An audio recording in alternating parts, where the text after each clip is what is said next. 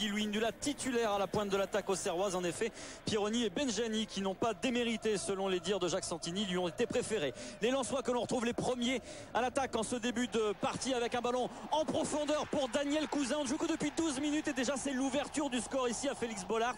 C'est parti à 100 à l'heure. Regardez, superbe ouverture du capitaine Jérôme Leroy pour le ballon croisé de Daniel Cousin, qui lui a été titularisé en lieu et place d'Aruna Dindan pour cette rencontre, et c'est le premier but.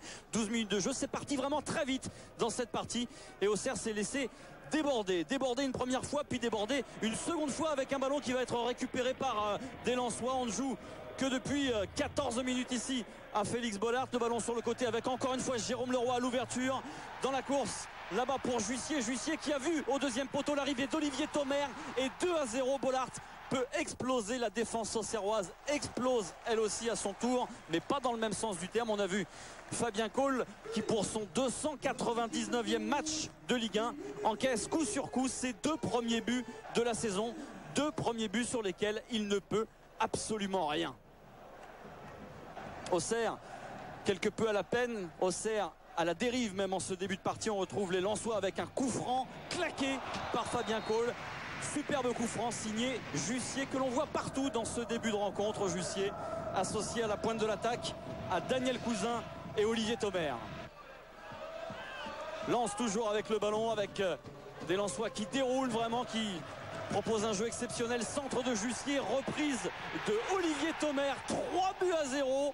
C'est un véritable festival lensois que nous propose Jussier, puis Olivier Thomer. Contrôle, frappe pied gauche enchaîné. 3-0, 38 minutes de jeu, c'est clair, c'est limpide.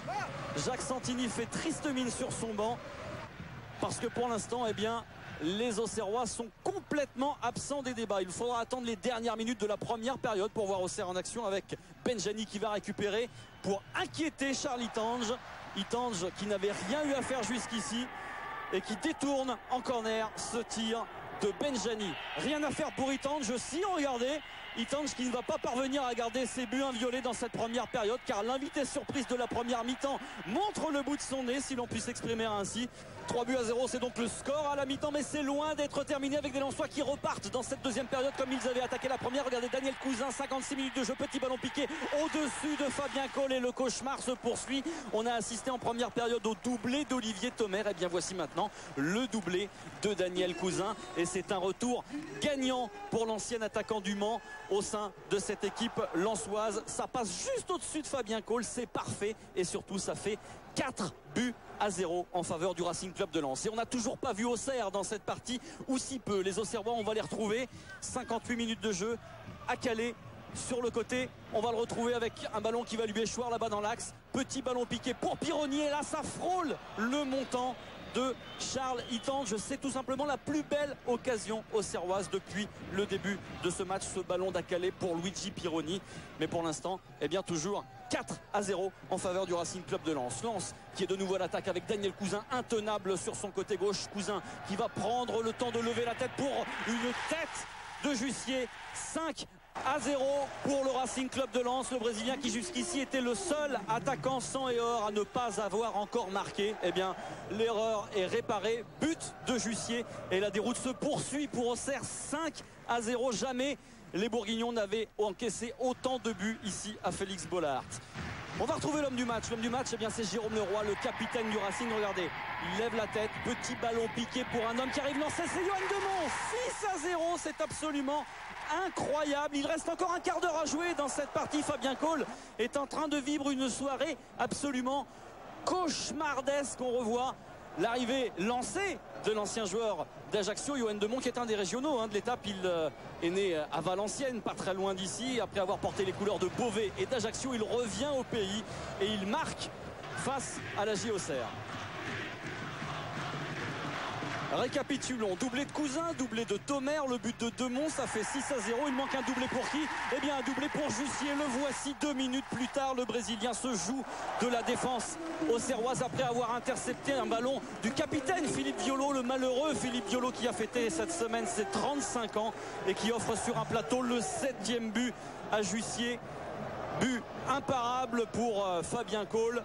un caviar pour le Brésilien pour que la fête soit absolument totale ce soir à Félix Bollaert. Regardez cette scène surréaliste, et bien c'est après le 7e but des Auxerrois qui se demandent ce qui leur arrive ce soir. Ils ne comprennent vraiment pas. La dernière occasion du match, eh bien, elle sera pour les Auxerrois, justement avec ce ballon de Benjani qui va temporiser pour Diaby qui arrive lancer la frappe de Diaby, ça passe juste à côté.